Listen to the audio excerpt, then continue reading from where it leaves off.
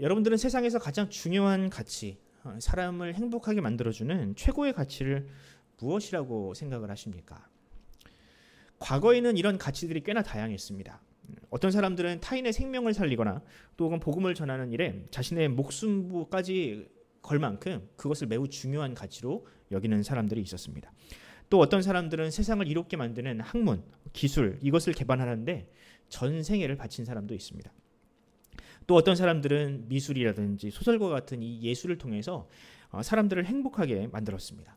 그리고 세상은 그런 사람들의 헌신과 희생으로 한 발자국 진보할 수 있었습니다. 그런데 오늘날은 어떻습니까? 과거에 인정받던 가치들이 여전히 사람들에게 인정을 받고 있나요? 지나가는 사람들에게 제가 했던 이 질문을 한다면 사람들은 과연 뭐라고 대답을 할까요? 세상에서 가장 중요한 가치는 무엇일까요?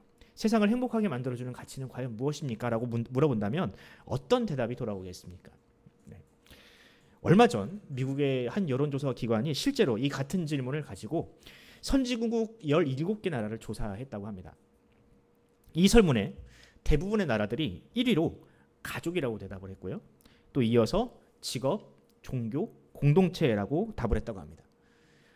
그런데 이 17개 나라 중에서 유일하게 최고의 가치를 돈이라고 대답한 나라가 있습니다. 유일하게. 어떤 나라일까요? 바로 우리나라입니다. 참으로 슬픈 현실이죠. 한때 우리나라는 나라와 민족, 가족과 공동체를 위해서라면 목숨까지 걸 만큼 그렇게 헌신적인 민족이었습니다. 그런데 그런 나라, 우리나라가 어쩌다가 이 모양 이 꼴이 되었을까요? 저는 이 통계를 보면서 우리나라에서 일어나는 대부분의 현상들을 다 해석할 수 있을 것 같았습니다. 이 통계로. 지금 우리 주변에는 돈 때문에 부모와 자식이 등을 지고 이웃과 원수가 되며 심지어 부부가 갈라서는 원수가 되는 일들이 일상처럼 일어나고 있습니다. 저출생 문제라든지 뭐 청년들의 어떤 결혼을 기피하는 문화라든지 이것도 다 따지고 보면 이 돈의 문제를 넘어서지 못해서 일어나는 일들이 아닙니까? 결혼할 때 뭐 남자는 당연히 집이 있어야 하고 뭐 그것도 서울에 말도 안 되는 일이죠. 또 여자는 당연히 몇 천만 원 이상의 어떤 그 저축이 있어야 되고 뭐 이런 기준들이 젊은이들 사이에 있어요. 다 이런 돈의 문제에 걸려서 이 사회가 이 모양 이 꼴이 된 겁니다. 결국 이렇게 돈 하다가 진짜 행복도 다 잊어버리고 지금은 세상에서 가장 불행한 나라가 되는 그런 비참한 상황이 되었습니다. 뭐 그렇다고 제가 뭐 돈이 나쁘다라고 이야기하는 건 아닙니다. 돈은 삶을 윤택하게 만들어 주고요. 또 누군가를 살아가는데 매우 유용한 도구가 됩니다. 저도 최근에 저희 큰딸 방을 이렇게 조금 바꿔주면서 침대가 너무 옛날 거라 또 너무 싸구려라 좀 침대를 좀 새로 바꿔줬어요. 하나 놔줬습니다. 그런데 이 침대를 놔주면서 이 침대를 선물로 받은 딸보다 이 침대를 해준 저희 아내와 제가 훨씬 더 행복해했습니다. 막 저희가 막 흥분해가지고 막 이걸 받으면 내가 어떤 표정을 지을까 막 기대하고 막 두근두근했어요. 왜냐하면 저희 아내나 저나 그런 침대라든지 자기 방을 가져본 일이 없어요. 어렸을 때. 그런데 저희 딸에게는 이런 선물을 줄 수 있다는 생각에 막 우리가 너무 행복했던 겁니다. 그러니까 아내에게나 저에게나 이 침대는 아이에게 준 침대는 돈의 가치로 환산할 수 없었던 겁니다. 이건 돈이 아니라 부모가 자녀에게 주는 그냥 사랑 그 자체였던 겁니다. 그런데 여러분 이게 과연 돈이 없이 가능합니까? 찢어지게 가능하고 저희가 만약에 그랬으면 우리 아이에게 그런 선물을 줄 수 없었을 거예요. 불가능했겠죠. 그런데 반대로 돈만 있다고 모두가 이런 행복을 누릴 수 있습니까? 돈이 많은 사람이 돈이 많다고 모두가 다 이런 행복을 누릴 수 있습니까? 아닙니다. 돈이 수천억이 있어도요. 돈이 가족보다 더 중요한 가치다라고 여기는 사람한테는요. 이런 행복 절대로 느낄 수 없습니다. 그런 사람에게는요. 그저 가족이라는 것은요. 자기를 치장하기 위한 도구에 불과합니다. 돈을 쓰더라도 거기서 행복을 절대로 느낄 수가 없습니다. 이처럼 여러분 돈은 꼭 필요하지만 그것을 많이 가졌다고 반드시 행복한 것은 아닙니다. 그러나 오늘날 많은 사람들이 돈만 있으면 그 행복은 저절로 나에게 쫓아오는 것이라고 생각을 합니다. 정작 중요한 가치는 놓치고 있으면서 그냥 돈만 쫓아가면 돈만 있으면 그 행복은 저절로 나에게 보장되는 것이라고 착각을 한다는 거예요. 오늘 본문은 그렇게 돈을 세상에서 가장 중요한 가치로 여기고 살았던 그런 사람들에게 주시는 하나님의 경고의 말씀입니다. 세상에서 가장 부유한 도시였던 이 두로와 시돈을 하나님께서 경고하시면서 과연 우리에게는 어떤 교훈을 주고 계실까요? 먼저 오늘 본문이 성경에서 어떤 위치를 가지는지를 좀 살펴보도록 하겠습니다. 구약 성경을 보면 가나안 땅에 이제 이스라엘 백성들이 살았단 말이죠. 그런데 그 가나안 땅에는 이스라엘과 적대적인 공생 관계를 가지고 있는 여러 나라들이 있었습니다. 마치 동아시아에 있는 여러 국가들이 우리나라를 비롯한 뭐 중국이라든지 일본이라든지 이런 나라들이 역사적으로는 매우 적대적이지만 당장 서로에게는 이익이 되니까 겉으로는 이렇게 친하게 지내는 것처럼 이스라엘 주변에도 그런 나라들이 있었습니다. 에스겔서 25장부터 또 32장까지를 보면 그런 나라들이 쭉 나열이 되는데요. 뭐 암몬이라든지 모압, 또 에돔, 블레셋, 뭐 그리고 또 뭐 두로와 시돈 이런 나라들이 바로 이 이스라엘과 적대적인 공생 관계에 있었던 나라들입니다. 그리고 이 나라들의 공통점이 있는데 그것은 뭐냐? 바로 이 저마다의 이유로 남유다의 멸망에 손뼉을 치면서 기뻐했다는 겁니다. 그런데 여러분 좀 이상하지 않습니까? 성경을 보면 뭐 블레셋이라든지 모압과 암몬, 에돔 이런 나라들은 원래 애초부터 이 이스라엘과 사이가 안 좋았던 나라들입니다. 그런데 두로와 시돈은 그렇지가 않았습니다. 한때 두로 왕 히람이라는 사람은 솔로몬이라는 왕과 절친 관계에 있었습니다. 성경을 보면 이 히람이라는 왕은 솔로몬보다 오히려 더 이 성전 공사에 진심이었고 열정적이었습니다. 이스라엘에 많은 인부를 보내주었고요. 이스라엘에 없는 백향목과 같은 이런 건축 자재들을 이스라엘에 많이 밀어줬던 왕이 바로 이 두로 왕 히람입니다. 그런데 어쩌다가 이렇게 이스라엘과 돈독한 관계였던 이 두로라는 나라가 하나님의 심판을 받는 나라가 되었을까? 성경은 이 두로가 몰락한 첫 번째 이유를 탐심이라고 합니다. 네, 탐심. 본문 탐심 2절을 한번 읽어드리도록 하겠습니다. 한번 같이 읽어볼까요? 시작. 인자야 두로가 예루살렘에 관하여 이르기를 아하 만민의 문이 깨져서 내게 돌아왔도다. 그가 황폐하였으니 내가 충만함을 얻으리라 하였도다. 아멘. 자 여기 보면 하나님께서 남유다가 멸망할 때 했던 말을 그러니까 이제 두로 사람들이 이 했던 말들을 하나님께서 그대로 인용하고 있습니다. 뭐라고 합니까? 만민의 문이 깨졌으니 내가 충만함을 얻겠다라고 이야기를 합니다. 여기서 만민의 문이라는 것은요, 이스라엘, 그러니까 예루살렘 성벽에 있던 수많은 문들 중에 하나의 이름입니다. 거기 보면 여러 가지 문의 이름이 있는데 그 중에 하나가 만민의 문이었습니다. 이 만민의 문이 뭐냐면 장사꾼들이 이용하는 문이었어요. 그러니까 예루살렘, 이스라엘이 이 지중해 동쪽에서 지중해 북쪽과 남쪽을 이어주는 일종의 통로 역할을 했는데 상인들이 많이 왔다 갔다 했단 말이죠. 그런데 이 남유다가 이 상인들이 왔다 갔다 할 때 그들에게 관세, 통행료 같은 걸 받아서 수익을 얻었습니다. 그런데 이 남유다가 멸망을 했어요. 예루살렘 성벽이 무너졌어요. 그러니까 더 이상 남유다의 세금을 내지 않아도 됐던 겁니다. 두로라는 나라가. 그러니까 이 두로라는 나라가 좋아했다는 거죠. 그런데 생각해보면 한때는 형제 국가와도 같은 나라였거든요. 두로와 이스라엘 관계가. 그런데 그런 형제들이 바벨론에 의해서 무너지고 무참히 살육을 당하고 심지어 포로로 끌려가는데도 한다는 말이 뭐예요? 이제 남유다가 망했으니 우리는 이제 돈이 굳었다. 좋아했다는 겁니다. 여러분 이게 과연 사람이 할 법한 말입니까? 돈이 어떻게 사람 목숨보다 중요합니까? 그런데 이 두로라는 나라가 이 사람의 목숨보다 돈을 더 중요한 가치로 지금 여기고 있다는 겁니다. 그럼 두로 사람들이 돈이 급한 민족이었을까요? 돈이 없으니까 그 조그만 이익이라도 간절해서 그렇게 이야기를 했을까요? 아닙니다. 단언컨대 두로는 지중해에서 가장 부유한 나라이며 가장 부유한 도시였습니다. 성경에서 뭐 두로와 시돈 이야기하니까 잘 와닿지 않죠. 이 민족이 사실은 이 두로와 시돈은 일종의 수도와 같은 이 지명이었고요. 사실은 이 민족이 세계사적으로는 페니키아인이라고 불립니다. 페니키아인.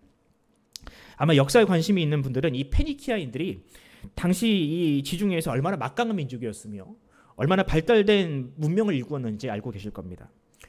이 페니키아인들은 지중해에서 가장 먼저 해상 무역을 시도했던 민족입니다. 지중해에 수많은 식민지를 가지고 있었고요. 막대한 부를 축적하고 있던 민족입니다. 그들이 점령하고 있던 이 카르타고라는 이 섬은 지중해를 이용하는 모든 뱃사람들에게 없어서는 안 될 교두보였으며 또 그들이 만든 문자가 있거든요. 그러니까 이제 무역을 위해서 만든 문자가 있는데 그 문자는 장차 이 알파벳의 기원이 되고 또 히브리어의 기원이 되기도 합니다. 나중에는 이 포에니 전쟁이라는 전쟁을 통해서 이 로마에게 그 패권을 넘겨주게 되는데 그 전쟁 이전까지는 지중해를 거의 장악하다시피 했던 민족이 바로 이 페니키아인들입니다. 그리고 그들이 부를 축적하는 방식은 매우 현대적이에요. 예를 들면 이런 거죠. 애굽이란 나라는 나일강을 중심으로 어마어마한 곡창지대를 갖고 있었습니다. 그러니까 이 나일강을 통해서 얻어지는 이 곡식은요, 이집트 사람들이 다 먹고도 남는 만큼 어마어마하게 많이 나오는 그런 나라였어요. 그러니까 당연히 양식값이 어떨까요? 싸겠죠. 곡식값이 쌀 겁니다. 그러면은 이 페니키아인들이 그 나라에 와서 그 곡식을 싼 값에 사가요. 그래서 이 곡식을 필요로 하는, 곡식값이 비싼 나라에 가서 그 곡식을 팝니다. 어마어마한 수익을 벌겠죠. 그럼 빈배를 그냥 가지고 돌아오느냐? 아닙니다. 그 나라에 있는 싼 것들, 다른 나라에는 비싸게 팔려 많은 것들, 뭐 예를 들면 그 나라에 뭐 백향목이 많다, 그러면 그 백향목을 실어다가 나무가 귀한 이스라엘 같은 나라에다가 팔아 넘기는 겁니다. 그러니까 배가 한번 움직일 때마다 계속 돈이 들어오는 거예요. 그런 식으로 페니키아는 수많은 나라들과 무역을 하면서 돈을 어마어마하게 벌었습니다. 여러분들이 이제 에스겔서 27장을 읽어 보셨잖아요. 거기 보면 페니키아인들이 지중해에서 거래했던 나라와 민족들이 나옵니다. 처음부터 끝까지 어마어마한 민족들이 나오고요. 거기 보면 사람들이 쓸 모든 것들, 그러니까 지중해를 통해서 사람들이 거래했던 수많은 뭐 필수품이라든지 전쟁 물자라든지 이런 것들이 27장에 등장을 합니다. 그러니까 이 모든 것들을 다 페니키아인들이 이 배를 통해서 나르고 장사를 했다. 여러분, 이런 페니키아인들의 이런 장사 수완을 흉내냈던 사람이 있는데 그 사람이 바로 솔로몬입니다. 그러니까 솔로몬이 막 처음부터 막 지혜가 충만할 것 같죠? 그게 아닙니다. 솔로몬의 이런 무역에 대한 어떤 그 안목은 사실 페니키아인들로부터 배운 겁니다.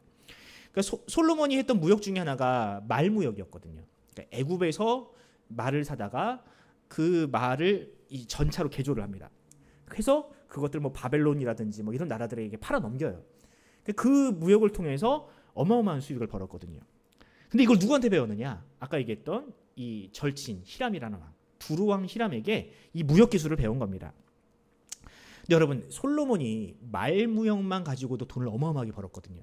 그런데 이 두루왕은 말뿐이 아니라 모든 것들, 지중해에서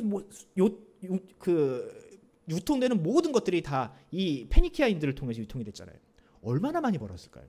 말 하나만 가지고도 그렇게 벌었는데. 그러니까 이 솔로몬이 성전공사에 쓰는 어떤 대가라고 하면서 가나안 땅을 주었을 때, 저기 갈릴리 땅을 주었을 때 눈에 차지 않고 그냥 안 받았잖아요. 그러니까 이까짓 거 안 받아도 된다는 겁니다. 히람한테는. 그러니까 비교하자면 히람이 우리나라의 이제 뭐 삼성의 이재용이라면 솔로몬은 그냥 저기 보이지도 않는 중소기업 사장 정도였던 거예요. 하지만 그렇게 막대한 부를 축적했던 이 페니키아인들은요, 욕심이 끝이 없었습니다. 그들은 예루살렘 그 작은 나라와도 이익을 나누기를 싫어했습니다. 그리고 그 욕심은 하나님의 심판을 자초하게 됩니다. 3절 말씀을 한번 읽어보도록 하겠습니다. 3절입니다. 시작. 그러므로 주 여호와께서 이같이 말씀하셨느니라. 두로야, 내가 너를 대적하여 바다가 큰 파도를 굽이치게 함같이 여러 민족들이 와서 너를 치게 하리니. 아멘. 자, 여기 보면 여러 민족들이 와서 두로와 시돈을 넘보게 될 것이라고 합니다. 당연하죠, 여러분. 페니키아인들이 점령하고 있는 항구들 그냥 깔고 앉아만 있어도 돈이 들어옵니다. 강대국이라면 당연히 군침을 흘리지 않을까요? 전쟁에서 승리하기만 하면 그들이 쌓아놓은 모든 것들이 다 자기 것이 됩니다. 왜 전쟁을 하고 싶지 않겠습니까? 결국 페니키아인들은 그렇게 자신이 쌓아놓은 막대한 부귀 영화로 인해서 멸망을 당합니다. 그러니까 여러분, 죄송합니다. 좀 있으면 점심시간인데 똥을 쌓아놓으면 똥파리가 꼬이는 것처럼 이 재물을 똥처럼 쌓아놓으니까 똥파리와 같은 나라들이 꼬여서 그 페니키아가 두로와 시돈이 망하게 된 것입니다. 그럼 지금 우리는 어떤가? 두로와 시돈이 저지른 이 실수를 우리 사회는 답습하고 있지 않은가라고 질문을 해보게 됩니다. 대기업은 골목 상권을 위협하면서 자영업자들을 무너뜨리고 있고요. 은행들은 막대한 돈을 쌓아놓고 있으면서도 서민들의 주머니를 이자로 털어먹고 있습니다.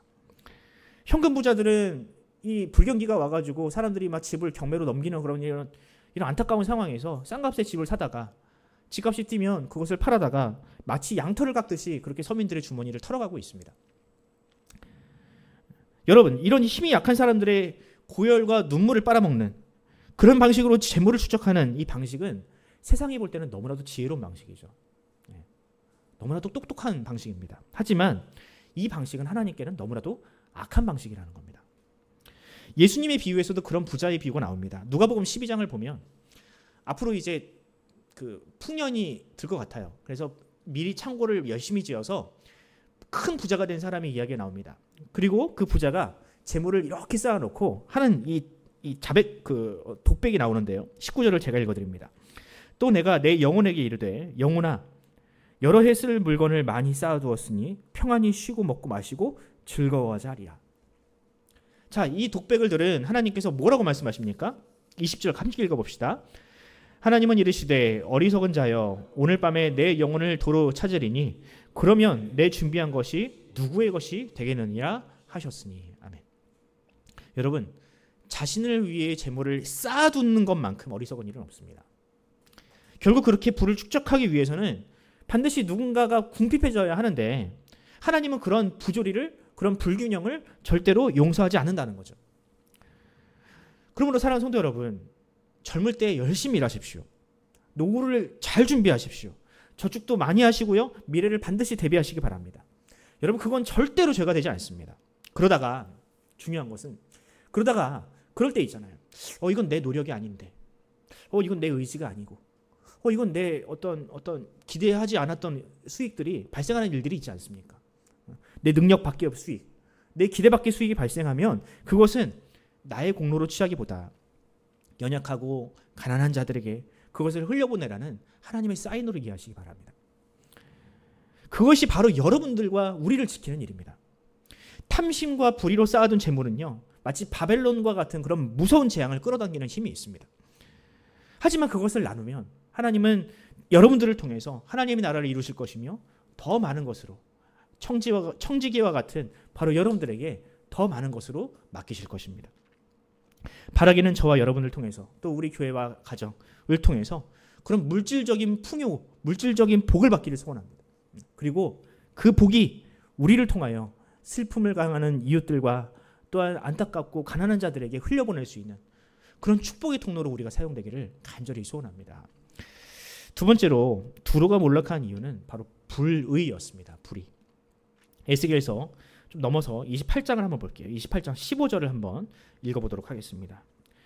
함께 읽습니다. 시작. 내가 지음을 받던 날로부터 내 모든 길이 내게서 불의가 드러났도다. 에스겔서 26장부터 28장이 이제 두로에 대한 심판의 내용이거든요. 여기 보면 두로가 한때는 모든 길에 완전했다고 합니다. 그러다가 나중에는 불의한 나라가 됐다고 하죠. 이 말은 그들이 초창기에 무역을 통해서 돈을 벌 때 그것이 하나님이 볼 때 그것은 죄가 되지 않았다는 겁니다. 열심히 장사를 해서 정직하게 수익을 버는 거 하나님 그거 죄가 아니라고 하시는 거예요. 그것은 어쩌면 하나님께서 그들에게 내신 복이기도 했습니다.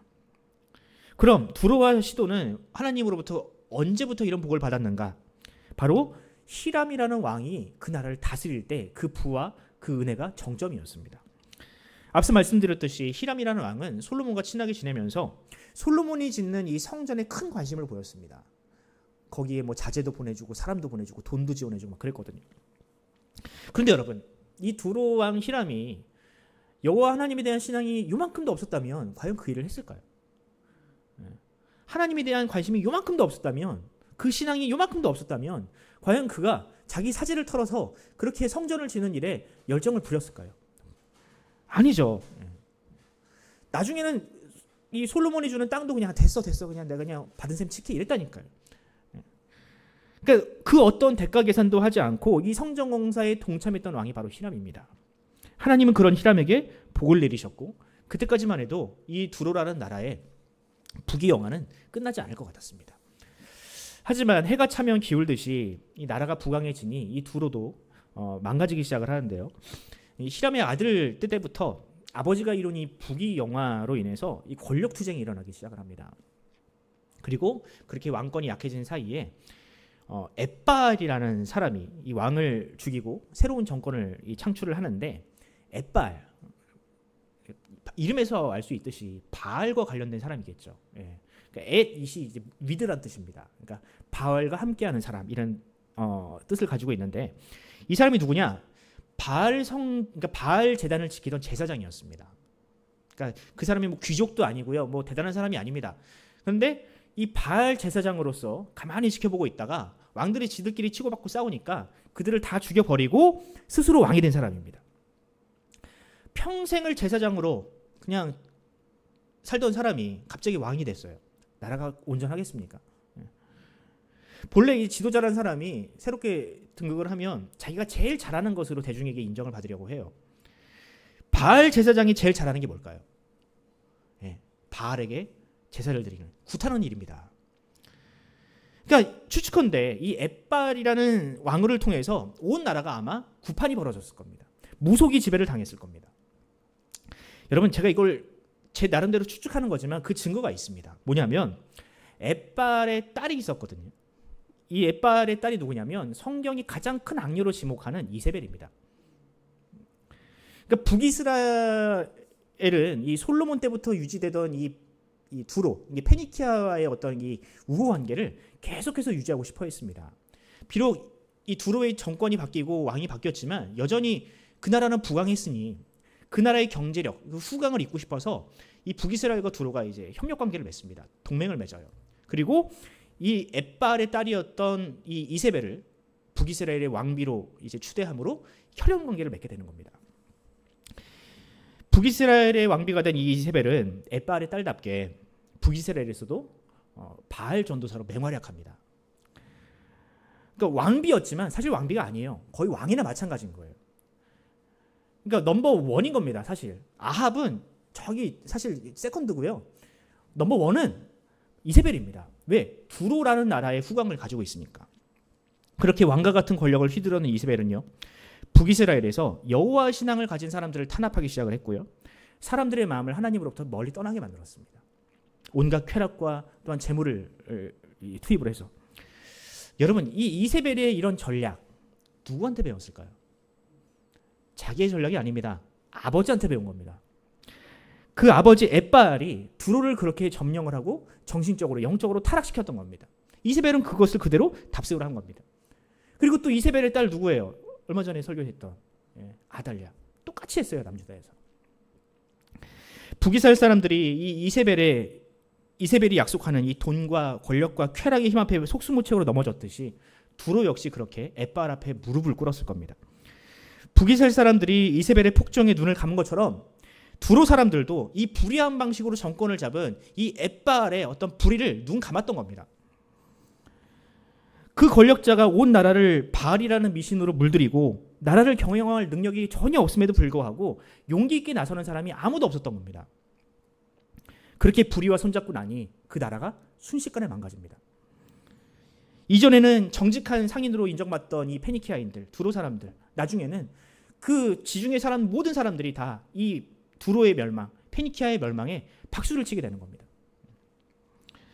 사랑하는 성도 여러분, 제가 지금 이야기하는 것이 BC 6세기 이야기입니다. 지금으로부터 한 2500, 600년 전의 이야기입니다.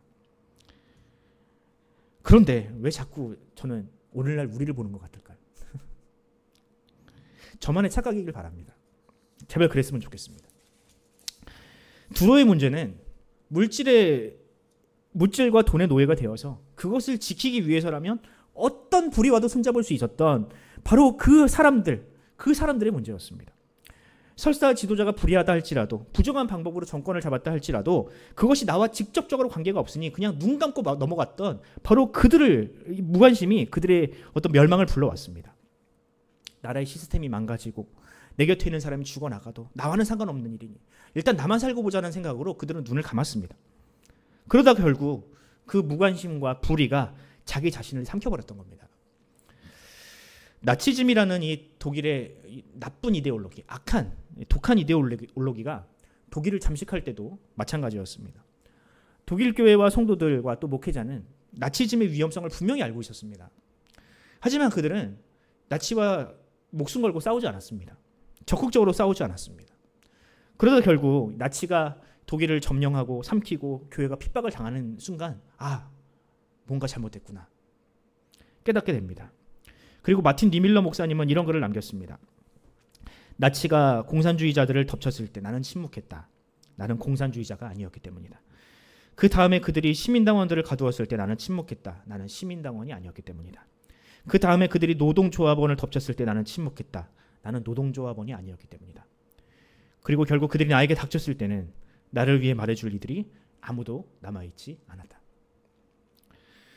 사랑하는 성도 여러분, 두로의 비극은 언제 어디서든지 일어날 수 있는 비극입니다. 불의에 침묵하고 또한 그것을 눈 감아주는 대중이 있는 한 엣바알이라든지 히틀러와 같은 독재자들은 언제 어디서든지 나타날 수 있습니다. 그래서 하나님은 하나님의 교회와 또한 성도를 이 불의한 세상에 심어두신 겁니다. 교회는 단지 성도 개개인의 구원을 위해서만 있는, 그것을 위해서만 있는 공동체가 아닙니다. 불의와 무관심이 얼마나 세상에 해로운지 그것을 깨닫게 하는, 그것을 삶으로 실천하고 보여주는, 바로 그것이 교회와 성도가 이 땅에 존재하는 목적입니다. 바라기는 이 엣바알이라든지 히틀러 같은 그런 독재자들이 더 이상 이 나라에 일어나지 않기를 소원합니다. 이 땅의 교회가 비겁한 이기주의자가 되어서 개인주의에서 벗어나 불의에 맞서고 또한 세상을 바른 길로 인도하는 그런 청지기와 같은, 그런 목자와도 같은 하나님의 지팡이와 막대기가 되기를 간절히 소원합니다. 세 번째로 두로가 몰락한 이유는 바로 교만 때문이었습니다. 에스겔서 28장 2절을 한번 같이 읽어보도록 하죠. 같이 읽습니다. 시작. 인자야, 너는 두로 왕에게 이르기를 주 여호와께서 이같이 말씀하시되 내 마음이 교만하여 말하기를 나는 신이라 내가 하나님의 자리 곧 바다 가운데 앉아 있다 하도다. 내 마음이 하나님의 마음 같은 채 할지라도 너는 신이요 신이 아니거든. 아멘. 두로와 시돈의 왕은 그저 이 바알의 종복이 되기를 나중에는 거부하게 됩니다. 나중에는요. 그러니까 이 에스겔서가 작성되던 당시에는 엣바알 3세라는 왕이 이 두로 땅을 다스리고 있었거든요.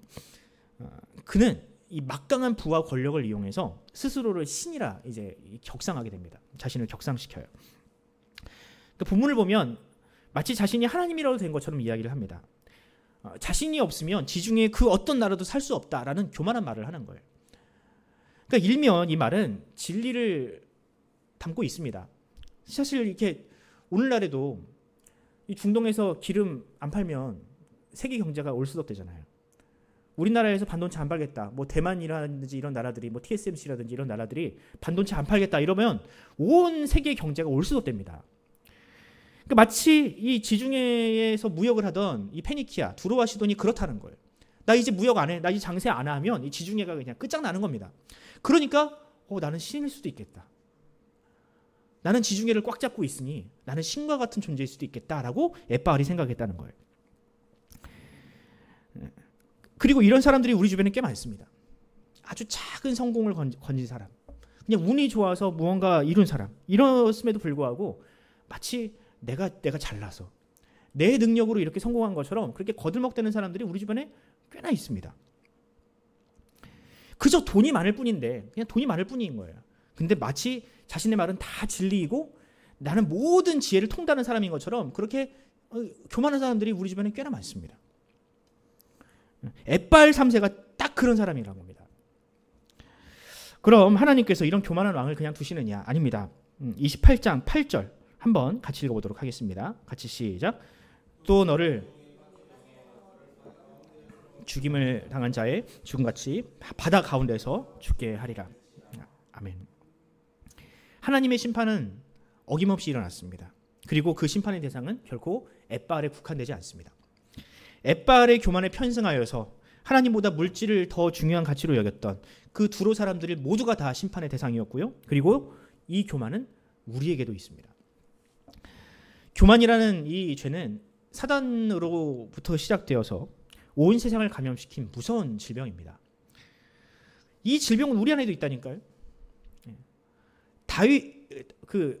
아담에게서부터 시작된 이 교만이라는 이 죄가 DNA에 새겨져서 오고 오는 모든 사람들에게 다 나타납니다. 다윗과 같이 순전한 왕도 교만하여져서 하나님의 말씀을 어기고 심각한 죄를 저지릅니다. 교만한 두로를 심판하기 위해서 쓰셨던 이 바벨론 왕 느부갓네살도 똑같이 교만이라는 죄에 빠져서 하나님께 심판을 당합니다. 그가 교만하여져서 7년 동안 정신을 놓아버리고 들판에 짐승처럼 살지 않습니까? 이게 바로 다 교만이라는 죄가 전염되고 그래서 발생하는 겁니다. 그런데 여러분, 하나님은요, 이 교만이라는 죄를 이길 면역력을 우리에게 주셨습니다. 그 면역력이란 무엇입니까? 바로 겸손과 믿음이라는 힘입니다. 하나님께서 우리를 이 세상에 창조하셨다. 우리는 피조물에 불과하다. 하나님은 창조주시다라는 이 믿음은요, 우리를 결코 교만하게 만들지 않습니다. 우리는 그저 피조물에 불과하니 우리는 하나님께 순종해야 된다는 그런 그 겸손을 우리에게 심어줍니다. 또 나는 하나님 앞에 자랑할 것이 아무것도 없는 죄인에 불과하다. 설사 내가 가진 것이 있다 할지라도 이것은 모두 다 하나님께서 주신 선물이다라는 이 고백을 하는 사람, 이 믿음이 있는 사람이 어찌 하나님 앞에 교만할 수 있겠습니까? 그러므로 우리가 가장 조심해야 될 것이 바로 이 교만이라는 죄입니다. 카르타고를 무너뜨린 이 트로이 목마 아시죠? 트로이 목마가 이 트로이 목마를 보면서 아 이건 우리한테 주는 선물이구나 싶어가지고 그걸 그냥 성 안에 끄집어 들이대잖아요. 마찬가지입니다. 돈과 권력은요, 그 속에 교만이 은밀하게 침투할 수 있는 가장 위험한 것입니다. 돈과 권력 안에 교만이라는 죄가 숨어 있다는 거예요. 그러므로 여러분, 우리의 영혼을 파괴하는 이 교만이라는 죄를 늘 경계하십시오. 그리고 늘 이 겸손과 믿음이라는 면역력을 키워주는 말씀 앞에 여러분들을 날마다 세우시기 바랍니다. 야고보서 4장 6절에 이런 말씀이 있습니다. 그러나 더욱 큰 은혜를 주시나니 그러므로 일렀으되 하나님이 교만한 자를 물리치시고 겸손한 자에게 은혜를 주신다 하였느니라. 아멘. 오늘 이 말씀이 앞으로도 저와 여러분들에게 날마다 아멘이 되기를 간절히 소원합니다. 이제 말씀을 읽겠습니다. 얼마 전 한 청년과 대화를 나누다가 들은 이야기입니다. 이 청년은 얼마 전까지 이 강동구에 있는 한 병원에서 원무과에서 일을 했는데요. 이 정도 말하면 누군지 아실 겁니다. 네. 그런데 이 병원에서 일을 하면서 참 다양한 사람을 만났다고 합니다. 하루는 이런 일이 있었는데요. 이 병원에 보통 처음 오면 뭐 이름, 나이, 주민등록번호, 주소 이런 걸 다 적잖아요. 그래서 적으시라고 했대요. 그런데 이분이 이제 적으면서 주소에 도로명 주소만 적고 어떤 아파트에 사는지는 안 적으셨다고 합니다. 그래서 어떤 아파트에 사세요? 라고 이렇게 물어봤대요. 그랬더니 이 환자가 어이없다는 목소리로 이 주소 보면 모르시겠어요? 저 땡땡땡땡 아파트 살잖아요. 라고 굉장히 불쾌하다는 듯이 이야기를 했다는 거죠. 그러니까 아무리 병원에 있어도 그 동네에 있어도 사실 그 직원이 거기에 살지 않는 한 그 주소까지 달달 외울 필요는 없잖아요. 예. 그런데 마치 자신이 사는 아파트의 주소는 모든 사람들이 그 주소를 알아야 되는 것처럼 그렇게 대단한 아파트인 것처럼 그렇게 거들먹거리는 모습을 보면서 참 질색을 했다라는 이야기를 들은 적이 있습니다. 그런데 여러분 이제 이런 이야기는 너무 흔한 이야기잖아요. 내가 어떤 동네를 살고 내가 어떤 아파트를 살고 내가 어떤 직업을 가지고 있고 또 혹은 내가 어떤 차를 타고 있다는 것이 그 사람의 모든 것을 대변하는 것처럼 그렇게 인정받는 시대가 되어버렸습니다. 사실 사람에게 중요한 것은 그런 것들이 아니지 않습니까? 사람에게 중요한 것은 그 사람의 인격이 어떠며 그 사람이 사람을 대할 때 어떤 태도로 대하며 또 그 사람이 삶을 대하는 열정이 무엇인지가 가장 중요한 건 아니겠습니까? 그런데 이 모든 것들은 이제 다 필요가 없게 된 거예요. 그저 그 사람이 돈이 얼마나 있는지 그 사람의 부동산이 얼마나 가치가 있는지 이것만 가지고 이 세상은 사람을 판단하고 있습니다. 여러분 이것이 어른들만의 이야기가 아닙니다. 애들도 똑같이 하고 있어요. 여러분들. 이미 아이들은요. 자신의 아파트 평수가 어떤 평수인지 이걸 가지고 평가르기를 하고 있습니다. 거주지가 임대인지 혹은 민영인지 이걸 가지고 사람들이 급을 나누고 있고요. 심지어 선생님을 대할 때도 저 선생님이 정교사인지 아니면 기관지교사인지를 애들이 빠삭하게 알고 선생님을 무시하고 있다고 합니다. 안타깝게 그지없는 거예요. 예수님께서 이 말세의 때를 이야기하시면서 그런 말씀을 하시거든요. 말세의 때가 되면 사랑이 식어질 것이다. 마치 오늘날을 내다보시면서 하시는 말씀인 것 같아서 너무나도 두렵습니다. 여러분 이런 때 우리 그리스도인들이 정말 각성을 하고 내가 할 수 있는 일이 무엇인지를 우리가 정말 뼈저리게 느껴야 합니다. 모두가 다 그렇게 물질이라든지 성공에 집착하는 그렇게 편승하는 인생을 살아갈 때 내가 뒤처지지 않으려면 저 사람들에게 뒤처지지 않으려면 내가 어떻게 해야 될까? 나도 저렇게 이기적인 방식으로 내가 살아야 되는 거 아닌가? 이렇게 여러분 고민할 필요가 없습니다. 그렇게 진정한 행복을 포기하면서 남들 가는 길 다 따라가고 이미 멸망과 심판이 예고되어 있는 그런 길을 우리가 따라갈 필요가 없다는 겁니다. 오늘 말씀처럼 그 길은요. 하나님의 멸망과 심판이 예정된 일입니다. 우리가 굳이 거기까지 가가지고 그것을 찍먹해 볼 필요가 없다는 겁니다. 여러분 우리는 세상과 다른 가치관을 쫓아야 하는 존재들입니다. 남들이 다 그 교만에 편승하고 거짓 행복을 쫓아가더라도 진짜 행복이 무엇인지를 이 세대와 또한 우리 자녀들 앞에 보여주어야 되는 그런 사명이 있는 사람들이 바로 우리들입니다. 저는 그 신성우라는 가수가 부른 서시라는 노래를 되게 좋아하거든요. 그 가사에 이런 노래가 있어요. 내가 항상 여기 서 있을게. 걷다가 지친 네가 나를 볼 수 있게. 마찬가지로 저는 그렇게 여러분들에게 권면하고 싶습니다. 거짓과 교만에 속아 넘어가 지친 사람들이 지쳐 돌아오고 있을 때 항상 거기에 있는 교회와 성도가 되어야 한다고. 변함없는 진리 위에 세워진 그 하나님께서 주신 말씀 위에 세워진 교회와 성도가 되어야 한다고. 예수님의 십자가가 우리를 그렇게 맞이하지 않으셨습니까? 힘들고 지치고 세상 앞에 배신당한 우리를 예수님의 십자가는 언제나 어김없이 따뜻하게 맞아주지 않습니까? 마찬가지로 세상을 그렇게 바른 길로 인도하고 또한 그를 품에 안고 그들에게 진정한 행복을 가르쳐 줄 수 있는 그 천국이 바로 이 우리의 사명이며 또한 교회가 지켜야 할 사명인 것입니다. 바라기는 그렇게 세상을 바른 길로 인도하는 참 행복을 이 세상에 보여주는 천국의 이정표로 저와 여러분이 살아가기를 간절히 소원합니다.